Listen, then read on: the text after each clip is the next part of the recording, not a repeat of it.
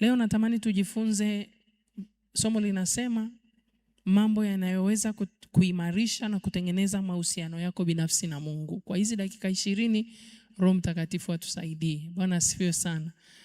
Nisikilize mwana wa Mungu, mahusiano yako binafsi ni ya muhimu kuliko chochote.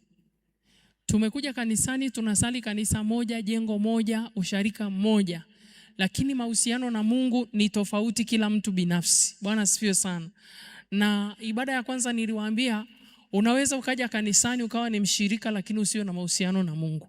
Wangapi wanaweza kunielewa ninachokisema? Ndio, Bwana Yesu asifiwe. Yaani kuja kanisani sio kuwa na uhusiano na Mungu, ni kutimiza wajibu wa kukutanika. Wajibu kuutimiza wa kukutanika ni tofauti na mtu kuwa na mahusiano na Mungu. Na unaweza kukuta mtu anapenda maombi, umenielewa eh? Mtu anapenda maombi kwa sababu anataka utatuzi wa tatizo, lakini hana shida na Mungu. Sijui kama mnanielewa ninachokisema. Kwa hiyo kuna watu wanafikiria wana mahusiano mazuri na Mungu, lakini wala hawana mahusiano mazuri na Mungu. Bwana Yesu asifiwe. Kwa kitu kikubwa ni kuwa na mahusiano yako binafsi mazuri na Mungu. Na mahusiano yako binafsi na Mungu hayapimwi na watu. Niliwaambia hakuna mtume, hakuna nabii, hakuna mwinjilisti, hakuna nani anaweza kupima mahusiano yako na Mungu. Anayeweza kukusaidia kupima mahusiano yako binafsi na Mungu ni Roho Mtakatifu ndani yako. Na sasa shida, kuna watu hawana Roho Mtakatifu na wajui kama Roho Mtakatifu ana exist. Umenielewa eh? Kwa Mungu akusaidie sana katika jina la Yesu. Kuna mtu akosi ibada lakini mahusiano yake binafsi na Mungu yana shida. Na ukitaka kujua Mungu anataka wenye mahusiano, ndio maana kuna kitu kingine huwa anasema hivi. Unaweza ukaja kanisani lakini usimwabudu Mungu. Wangapi wananielewa ninachokisema? Maana yake kuja kanisani ni tofauti na kumwabudu Mungu ni tofauti. Kuimba sio kuabudu. Kuimba ni sehemu ndogo sana ya kuabudu. Sijui kama mnanielewa. Kuimba sio kuabudu. Kuimba ni sehemu ndogo sana ya kumwabudu Mungu. Ndio maana Yesu alimwambia yule mwanamke, saa ipo na saa yaja waabudu halisi watamwabudu Mungu katika roho na kweli. Maana yake kuna waabudu sehemu ngapi? 2. Kuna wanaoabudu halisi na kuna wasioabudu halisi. Sasa jipime wewe ni muabudu halisi? Na muabudu halisi kiongozi mkuu wa ibada ndani yake ni Roho Mtakatifu. Mmenielewa ninachokisema? Kwa hiyo hata Mungu mwenyewe mpaka saa hii anasema anatafuta watu kama hao. Ingekuwa hawa watu hapo kila mahali, Yesu asingesema Baba anafanya nini? Anawatafuta. Ina maana hawa watu wanaomwabudu Mungu halisi ni adimu sana. Ndio maana Biblia inasema Baba anawatafuta watu kama hao. Bwana Yesu asifiwe. Mungu akupe neema uwepo miongoni mwa wale wanaomwabudu. Ibada ya pili nikasheshe. Ngoja nisome. Hata usipokuwepo sio shida. Yaani tu nimekuambia na usemi amen. Hata usipokuwepo sio tatizo. Tatizo ni nini? Finali tunakutana na Mungu mwisho. Umenielewa eh? Finali tutakutana na Mungu. Biblia inasema kila mtu kazi yake itafanya nini? Itapimwa. Bwana asifiwe. Wala usiogope. Hata ukikataa neema usiogope. Finali utakutana na mzee mkubwa anaitwa mzee wa siku. Leo nataka nikufundishe namba 1 kinachosababisha kuwa na mahusiano yako binafsi na Mungu ni moyo wa toba. Sema moyo wa toba. Ndio utagundua hata moyo wa toba pia ni kazi. Kama tu nakusemesha hapo kidogo unaona hata sijibu. Kama una moyo wa toba utapata moyo wa ibada. Moyo wa toba. Ngoja nifafanue moyo wa toba, nikupe definition ya moyo wa toba ukoje. Moyo wa toba ni hali ya ndani ya mtu ambapo anajisikia majuto kweli kweli kwa kosa au dhambi aliyofanya na anaamua kwa dhati kutafuta kubadilika. Ngoja nirudie tena. Ni hali ya mtu ya ndani anayojisikia majuto kweli kweli kwa kutokana na kosa alilolifanya au dhambi na anaamua kwa nia ya dhati kubadilika. Bwana Yesu asifiwe. Si unajua kuna watu hata wakikosea wakubadiliki wamekosea. Yaani anajihesabia haki, hajakosea na wala hajui hilo kitu kama ni kosa. Na nikisema kubadilika, kuna tofauti ya kutubu na kubadilika. Na kuna watu wanatubu, wanaweza kalia masaa 3 wanaomba toba, na akitoka hapo hajabadilika hata punje. Sasa huyo ni kama samaki aliye baharini tu, machozi ya samaki huwa hayaonekanagi. Sijui kama mnanielewa. Kuna mtu anaweza akamwambia Mungu dakika 5 nisamee, na akaamua kubadilika na akabadilika kweli kweli katika jina la Yesu. Huyo ametubu. Kuliko mtu anayeomba kwa machozi na hataki kubadilika, hapo napo ni tatizo. Moyo wa toba ukoje? Nyie uko juu mnyamazi. Moyo wa toba ukoje? Ni moyo unaokubali makosa, unaojuta kwa dhati kwa kosa alilolifanya, ana uwezo wa kuomba msamaha na anaamua kuacha kufanya yale mabaya na kuamua kufanya mema. Mithali 28:13 anasema, afichaye dhambi zake hatafanikiwa, bali aziungamaye na kuziacha atapata nini? Rehema. Huku makanisani watu wengi sana wanaungama, lakini hawafanyi nini? Hawaachi. Ukiona unaungama na uachi, hujapata rehema. Bwana sifiwe sana. Amina. Haujawahi kukutana na mtu kakosea, lakini anajidai kuona hajakosea. Tena ukianza kulizungumzia, atakuzungumzisha mpaka we utageuka umekosea. Huyo mtu ana moyo wa toba, kwa usishindane naye, utagonga mwamba. Moyo wa toba unamaanisha kumrudia Mungu kwa unyenyekevu.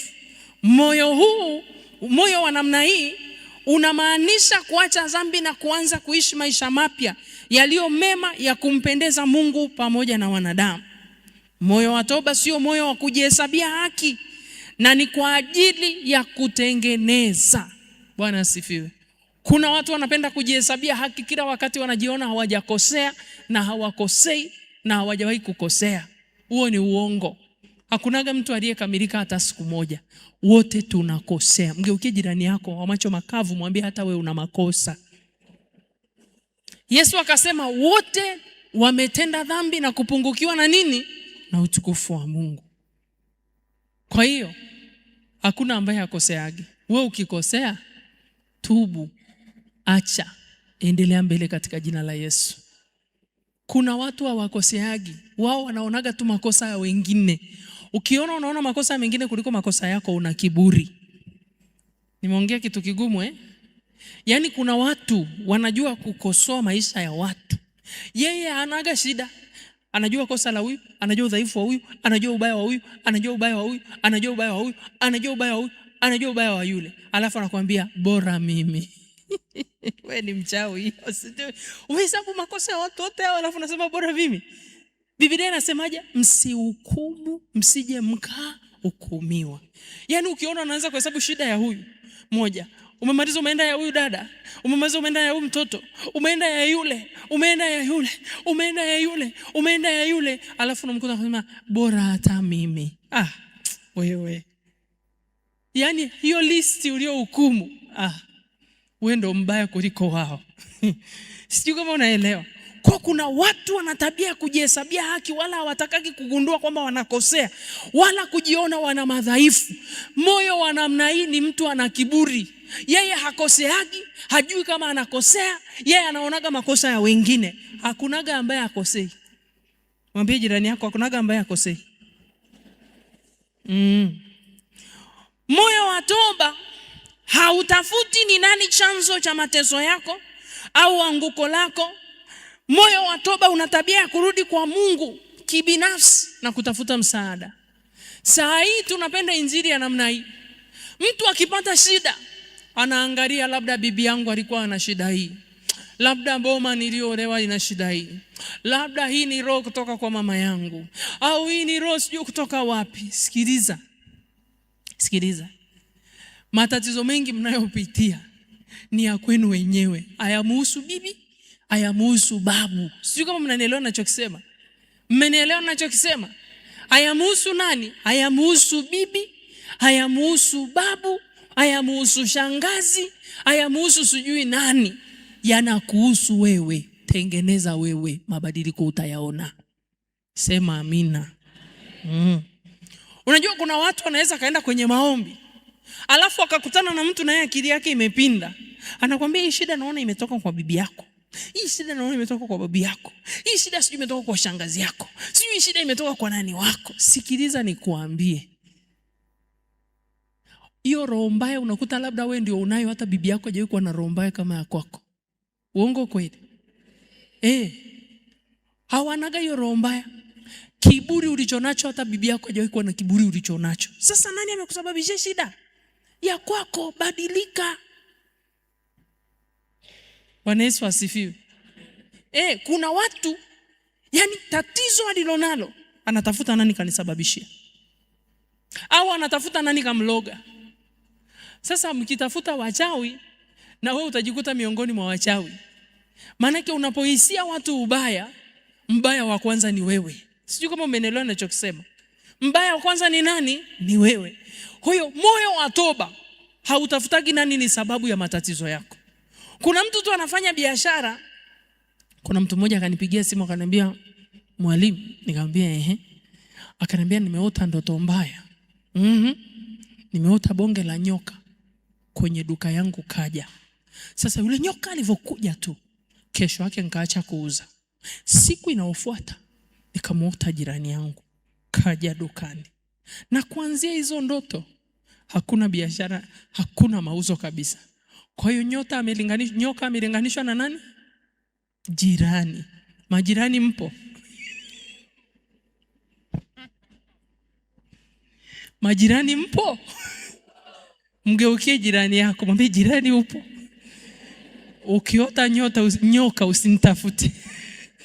Sasa akajua na mimi ni yule nitamwambia ni kweli. Nikamwambia mama, nyoka ana represent shetani. Biblia inasema nyoka ni nani?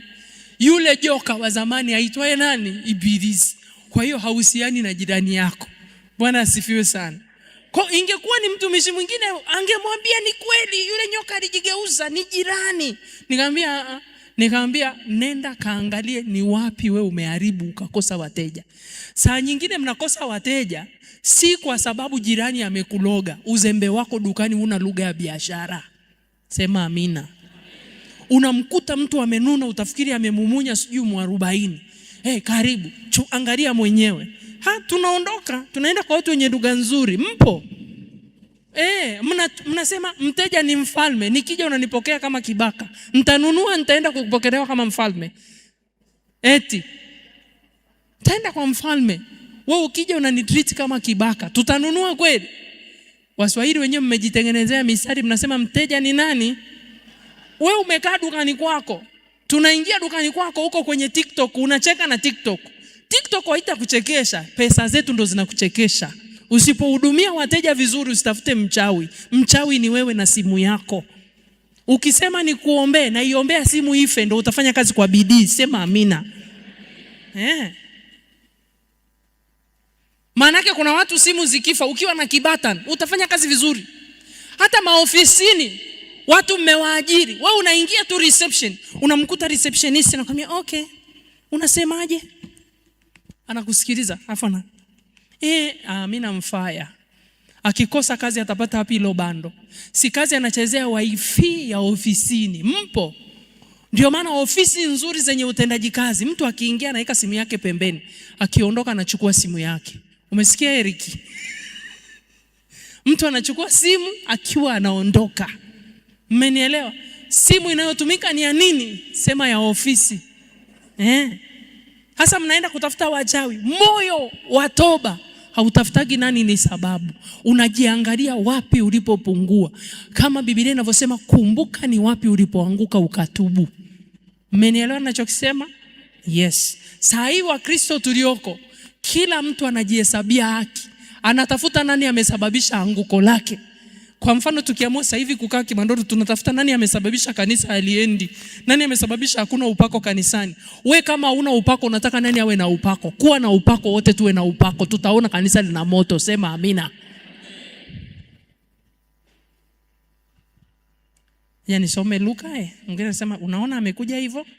Anaanza kubadilika vibaya tu. Sibadiliki vibaya, nasema ukweli katika jina la Yesu. Luka 15:11, ngoja tusome Biblia. Akasema, mtu mmoja alikuwa na wana wawili, yule mdogo akamwambia babaye, baba, nipe sehemu ya mali inayoniangukia. Kawagaia vitu vyake. Bado hamjafungua? Someni ile ya ubaoni. Mimi naendelea huko kwa spidi. Ni Luka 15 kuanzia mstari wa 11 na ninaanza tena kwa hivyo. Kwa hiyo karibu tusome. Usifungue Biblia yako, soma ya ubaoni. Luka 15 kuanzia mstari wa 11 tusome. Ngoja nasoma. Akasema, mtu mmoja alikuwa na wana wawili, yule mdogo akamwambia babaye, baba, nipe sehemu ya mali inayoniangukia. Akawagawia vitu vyake. Hata baada ya siku nyingi yule mdogo akakusanya vyote, akasafiri kwenda nchi ya mbali, akatapanya mali zake huko na kwa maisha ya uasherati. Alipokuwa amekwisha kutumia vyote, njaa kuu iliingia katika nchi ile, yeye naye akaanza kuhitaji. Akaenda akashikamana na mwenyeji mmoja wa nchi ile, naye alimpeleka shambani kwake kulisha nguruwe. Akawa akitamani kujishibisha kwa maganda waliokula nguruwe, wala hapana mtu aliyempa kitu. Alipozingatia moyoni mwake, alisema, ni watumishi wangapi wa baba yangu wanakula chakula na kusaza, na mimi hapa ninakufa kwa njaa. Nitaondoka, nitakwenda kwa baba yangu na kumwambia, baba, nimekosa juu ya mbingu na mbele zako, sistahili kuitwa mwana wako tena. Nifanye kama mmoja wa watumishi wako. Akaondoka akaenda kwa babaye. Alipokuwa angali mbali, baba yake alimuona, akamwonea huruma, akaenda mbio, akamwangukia shingoni, akambusu sana. Yule mwana akamwambia, baba, nimekosa juu ya mbingu na mbele yako, sistahili kuitwa mwana wako tena. Lakini baba alimwambia mtumwa wake, lileteni upesi vazi lililo bora, mkamvike, mtieni pete kidoleni na viatu mguuni. Mleteni ndama yule aliyonona, mkamchinje, na situle na kufurahi. Kwa kuwa huyu mwanangu alikuwa amekufa, naye amefufuka; alikuwa amepotea, naye ameonekana. Wakaanza kushangilia. Amina. Bwana asifiwe sana. Mpendwa, huu mfano wa huyu mwanampotevu ni mzuri sana. Huyu mtoto aligundua kweli amekosa. Aligundua kweli amepewa urithi na baba yake. Aligundua kabisa ameshaenda kule akatumia na makahaba. Alivomaliza akagundua anateseka, akaanza kufanya tathmini ya maisha yake akiwa kule kama shamba boy. Akajiona shamba boy yeye ambaye anafanya kazi kwa watu. Akagundua shamba boy wa baba yake ni beta kuliko yeye. Akasema, ni watumishi wangapi wa baba yangu wanakula na kunywa na kusaza, mimi niko hapa ninateseka. Manake kama kule alikuwa shamba boy na kule nyumbani kwao wanajua kuna shamba boy, lakini shamba boy wa nyumbani kwao anatritiwa vizuri kuliko yeye. Akasema, hapana, mimi nitarudi nyumbani kwa baba, alafu nitamwambia baba hivi, baba, nimekosa mbele zako na mbele za Mungu. Nitamwomba anifanye mmoja wa watumishi wake. Bwana asifiwe sana. Moyo wa toba haujihesabii haki. Umenisikia nachokisema? Moyo wa toba ufanyi nini? Haujihesabii haki. So yule mtoto aligundua amekosa, hakujihesabia haki. Na makosa yake alitambua amekosa pande ngapi? Pande mbili. Siku zote tukikosea tuna makosa pande ngapi? Pande mbili. Huyu kijana aligundua namba 1 kamkosea baba yake, namba 2 kamkosea Mungu. Ndio maana akasema, nitarudi nyumbani na kumwambia baba, nimekosa mbele zako na mbele za mbingu. Maana yake alifanya toba pande ngapi? Pande mbili. Iko hivi, watu wengi wakikosea watu hawawaombi watu msamaha, wanamuomba Mungu msamaha. Hilo ni kosa. Mmenisikia ndugu? Huwezi kumuomba msamaha Mungu usiyemuona kwa macho, ukashindwa kumuomba msamaha Mungu unayemuona kwa macho. Mmenielewa ninachokisema? Mimi nikimkosea Malota leo, nikaenda kumuomba Mungu msamaha, nikamwacha huyu kijana nimemuumiza, huo unaitwa unafiki. Mmenielewa? Kabla sijakosana na Mungu, nilimkosea huyu, nikamkasirisha nani? Mungu. Kwa hiyo ili mimi nitengeneze, lazima nirudi kwa huyu nimwambie, bro, samahani. Mmenielewa? Nikimalizana naye, nikapige magoti nikamwombe nani? Mungu. Watu wengi sana hawana. Mwambie huyu kijana ache kuchezea simu. Huyo hapo. Acha simu kanisani bro. Acha simu. Mnanishangaa. Kumbe wachungaji wasemagi na wainjilisti. Mimi nasema sio nzuri. Kanisani msichati. Umesikia ni kukosa adabu. Kama una uwezo kukosa adabu kwenye nyumba ya Mungu, hata nyumbani kwako utakuwa una adabu. Simple. Hii nyumba ni ya Mungu, sio ya mtu, sio ya mchungaji, sio ya mwinjilisti. Hata kama nyinyi mmetoa mchango, sio yenu, ni ya nani? Lazima tufanye nini? Ukishindwa kuheshimu ibada, Mungu hawezi kukuheshimu na kukupa vya kwake. Umeelewa? Simple kabisa. Alafu utasema umelogwa, hujalogwa. Kwa hiyo watu wengi sana wanapenda kutengeneza kinafiki. Sema kinafiki. Huwezi kukosana na mtu. Huwezi kukosana na ndugu yako dada. Huwezi kukosana na mume wako kaenda kumuomba Mungu rehema. Umekosana na mume wako, muombe mume wako msamaha. Umekosana na mke wako, muombe mke wako msamaha. Umekosana na dada yako, muombe dada yako msamaha. Umekosana na shangazi, muombe msamaha. Usimuombe Mungu msamaha. Umeelewa? Kama unamuomba Mungu msamaha, make sure umewaomba wote. Haleluya.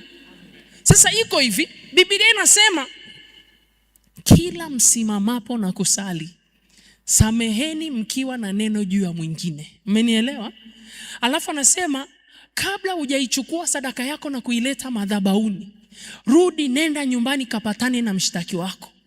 Swali langu ni watu wangapi wanaletaga sadaka na kuacha hapa na kusema siweki kwenye makontena haya maboksi, narudi nyumbani nikapatane.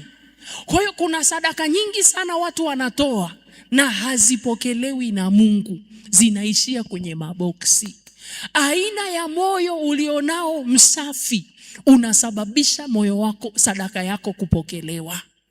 Sema amina. Kaini na Habili, kilichofanya sadaka ya Kaini kutokupokelewa ni moyo wake kuwa na chuki na ndugu yake. Tena chuki ya ndani, chuki ya siri. Unafikiri wewe na Kaini mna tofauti? Kwa sababu we chuki yako imejaa unafiki. Unacheka kidogo kama Yuda, lakini ndani unaumia sana. Umeelewa? Kwa hiyo jifunze kutengeneza mazingira ya moyo wako ili Mungu akae ndani ya moyo wako katika jina la Yesu. Mmenielewa ndugu?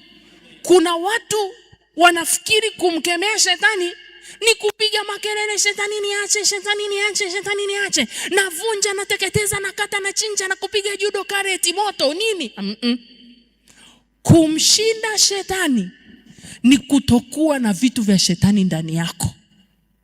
Biblia inasema Yesu alidhihirishwa, namba 1, kuziondoa dhambi. Namba 2, kuzivunja kazi za ibilisi. Zote zinafanyika wapi? Ndani. Sasa inakuwaje ndani yako una dhambi iliyojificha na una kazi za ibilisi, alafu unatumia mdomo huo kwa uongo? Unamkemeaje shetani? Ndio maana tunafikiri mamlaka ni kupiga kelele. Kuna vita maidia, hautashinda kwa kukemea, utashinda kwa moyo safi. Biblia inasema heri wenye moyo safi, maana hao watamuona Mungu. Umeelewa? Yesu alikuwa anawapenda makahaba. Si kwamba alikuwa anapenda wanavyofanya ukahaba. Wale makahaba waliokutana na Yesu hawakumficha Yesu dhambi yao. Walijipeleka na wakajua wao ni makahaba na walienda kwa Yesu kutengeneza na ukahaba wao. Lakini kuna hawa watu wanaitwa waandishi na Mafarisayo. Mmenielewa? Yesu hakuwa na shida na makahaba na wenye dhambi. Wenye dhambi walikuwa wanaenda hadharani, wanajulikana wana dhambi na wanatengeneza, kina Zakayo. Umenielewa? Ambao ni warushi, waliiba mali za watu. Walipokutana na Yesu wakaamua kutubu, wakasema tutarudisha mara 4 kwa yule tuliomuonea. Makahaba wote waliokutana na Yesu walitengeneza wakaacha ukahaba. Lakini kuna wale watu waliokuwa wanaijua Torati, hawa waandishi na Mafarisayo. Yesu alikuwa anawaambia, ole wenu waandishi na Mafarisayo wanafiki, maana mnaosha kikombe nje, lakini ndani kumejaa nini? Uchafu. Mmenielewa? Ole wenu waandishi na Mafarisayo. Yaani wao vyeo vao ni waandishi na Mafarisayo. Ule unafiki Yesu aliongezea akawaita wanafiki. Yesu hakuwa na uadui na wenye dhambi, alikuwa na uadui na wanafiki. Mpaka sasa mwenye dhambi anaenda kutubu kwa Yesu, hata kama ni mlevi, ni kahaba, anavuta bangi, akitubu Yesu anamsamehe. Lakini wanafiki Yesu hawangaiki nao. Sema amina. Na watu wengi waliojaa makanisani, hata hapa, si watukani, ni wanafiki. Mngesema sasa ametuzoea, sijawazoea. Ni ukweli. Mnafiki ni nani? Mnafiki anaijua kweli na anajifanya ajui kweli. Huyo ni mnafiki, sio mnafiki? Okay. Iko hivi. Baba usichukie nikitoa mfano. Si watu wote mnaniona? Huyu dada si ananiona? Nimekuja nikachukua hii miwani ya huyu baba nikaficha. Nikaondoka nayo. Umenisikia? Nikajikaushia. Nyie huko hamjaona, si ni sawa Afu huyu dada ameona nimeiba hii miwani. Alafu anatafutwa mwizi wa miwani. Si anajua mimi ni mwizi? Si anajua mimi ndo nimeiba miwani? Anasema sijui na mimi nasema sijaiba. Sinajijua nimeiba. Huyu angeweza kutatua tatizo kwa sababu anamjua mwizi ni nani. Let's say hii miwani ni ya bosi. Alafu sisi tumeajiriwa na huyo dada. Alafu kesi inamwangukia huyo dada. Umenielewa Labda anasingiziwa. Alafu dada afukuze kazi kwa sababu ya miwani imepotea. Mimi nimeiba. Huyo anajua mimi nimeiba. Mwenye dhambi kubwa hapa kati yetu ni nani? Huyu ambaye amefanya nini? Anajua ukweli, akafanya nini? Akanyamazia. Na yule akapata shida kwa sababu anaujua nini? Shida ya huyu itakuwa ni nani? Sema ni mnafiki. Hautakuwa mnafiki mama, nimetoa mfano. Umeelewa Kwa hiyo mnafiki anajua kweli, lakini anajifanya ajui nini? Sasa iko hivi. Kwani wangapi hapa mnajua dhambi ni mbaya? Na wauliza, wangapi hapa mnajua dhambi ni mbaya? Sasa nyinyi ni wanafiki, sio wanafiki? Sasa usikubali tu, sasa nimekuambia ukweli sasa. Ulitaka niwaambie nyinyi sio wanafiki. Unajua mmezoea watu wenye injili ya kujipendekeza sana. Umejua mmezoea mtu anayehubiri pia kinafiki. Yaani anahubiri kinafiki, anajua akihubiri kinafiki kuna watu watamtoa kinoma, kinafiki. Tuhubiriane kweli tupone katika jina la Yesu. Hii biashara ya kufuga unafiki makanisani ufe katika jina la Yesu. Sema amina. Si umwambie jirani yako acha unafiki. Mwambie acha unafiki. Mwambie unafiki unaharibu kanisa. Unafiki unazuia msaada wa Mungu. Sasa mtu mnafiki anamkemea shetani, mnafiki. Na mjiri mnasemaje heri mchawi kuliko nani? Kwa hiyo mnawafagilia wachawi. Kwa hiyo wanafiki mmetulia. Bana najua mkienda kukaa kikao mkisema mtumishi amewatukana. Nisikilize. Tumezoea kuhubiriwa injili za kinafiki. Yaani wewe, mimi najua wewe ni mnoko, ni mbaya. Afu nakukwambia Eric Bwana anakupenda Eric Bwana naona Bwana akikuinua tena. Eric naona gorofa nyingine mpya, naona hoteli kubwa ya nyota 5 inakuja nyingine. Huo si unafiki na mimi nakwambia kabisa. Sasa kwa nini kuambia unafiki bro? Mjini tuambiane ukweli na injili nataka ukweli katika jina la Yesu. Sema amina. Sasa na nyie acheni unafiki. Mnajua dhambi ni mbaya, acha dhambi.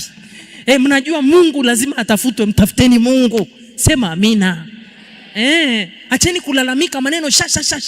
Sijui nini. Huo ni unafiki. Mwambie jirani yako acha unafiki. Yaani kuna watu ni wanafiki pro max. Sema unafiki pro max. Acha unafiki. Alafu mnamkemea shetani. Shetani yupi mnamkemea? Kama mtu ni kanafiki pro max, alafu mnatusumbua. Unakuja na shida yako unataka uombewe. Acha unafiki, Yesu atakusaidia mwenyewe ukiwa huko kwako. Sema amina. Yaani kuna watu wamekasirika, wanasema si alisema saa 5 simalizi mpaka tuache unafiki.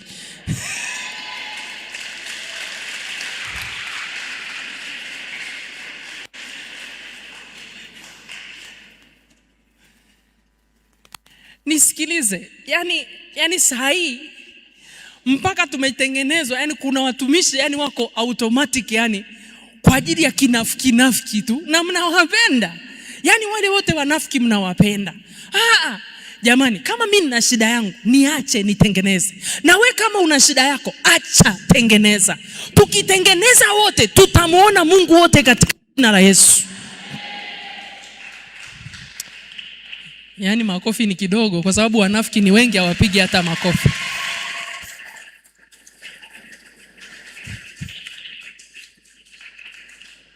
Afu unajua sijawahi kuonana na mchungaji kwenye huduma Kwa hiyo nafikiri anaangalia live huko kwamba kanisa wanaambiwa waache unafiki. Wakiuliza yule ni nani? Wanasema mtoto wao mwenyewe anawaambia waache unafiki mwenyewe. Kwani si tunajuana jamani? Yesu alikuwa anachukia wanafiki. Mpaka leo vita ya Yesu na wanafiki ni kubwa. Kuna kamtu hapa ni kaizi, kanaiba vitu vya watu, mpaka anaiba watu wa watu, lakini ni mnafiki yuko hapa. Usinipite moko, wewe acha unafiki. Simple. Yani simple. Kwa Mungu sheria ni nini? Simple. Bwana asifiwe. Usinipite Mwokozi. Wapi wewe, acha unafiki, tengeneza.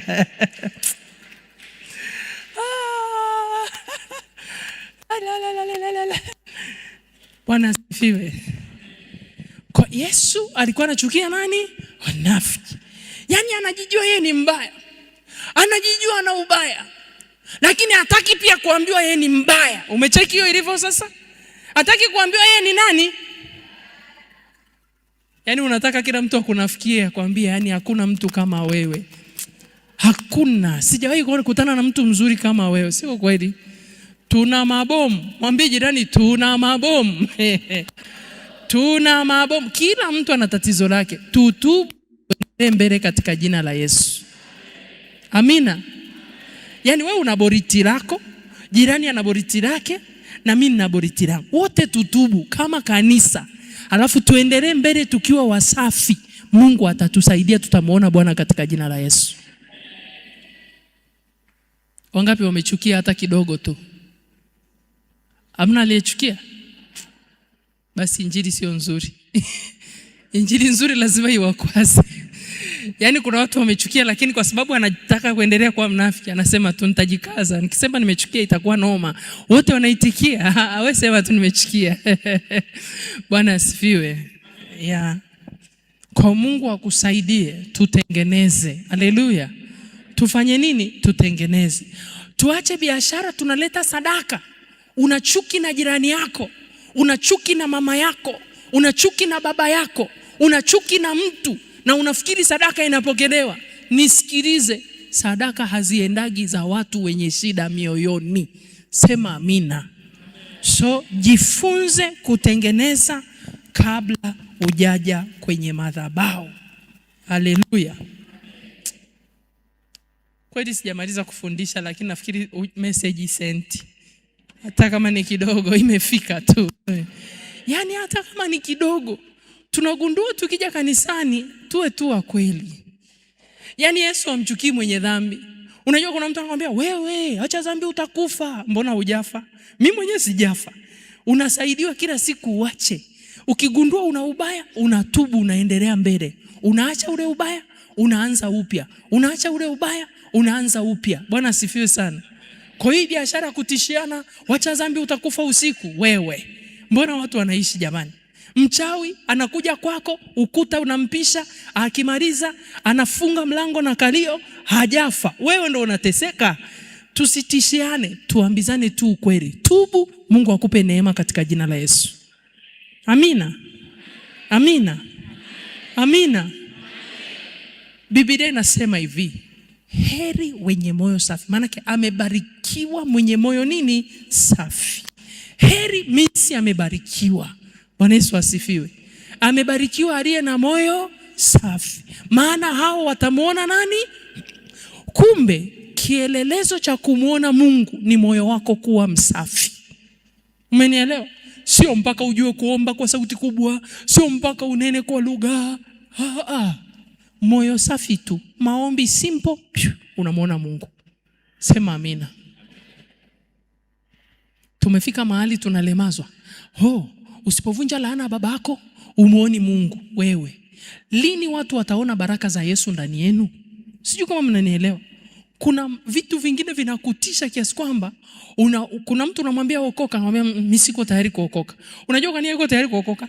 Vitu alivyokutana navyo vya matisho kwenye wokovu. Anaona wokovu ni mgumu kuliko kuishi duniani. Wokovu sio mgumu. Mmenielewa? Alafu huku tunasaidiwa udhaifu.